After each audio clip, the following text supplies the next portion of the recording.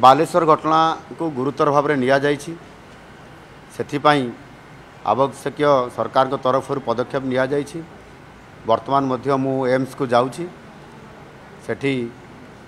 से छात्री जो गुरुतर अवस्था रे से चिकित्सा होती से उपरे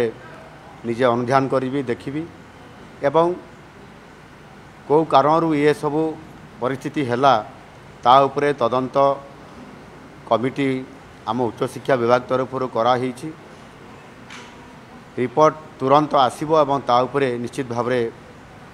कार्यानुष्ठान नियाजिबो। आगामी दिन में मध्य ये जो घटना घटी ताहा उपरे सरकार तीक्ष्ण नजर रहिबो जे भविष्य में विभिन्न कॉलेज मानकरे प्रतिष्ठान मानकरे टेक्निकल कॉलेज हो किंबा जनरल कॉलेज हो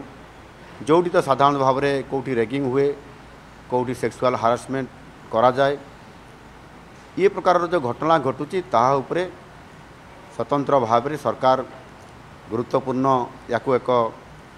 प्रसंग हिसाब से नहीं आगामी दिन में ये घटना केमती न घटिबो ताहा उपरे मध्य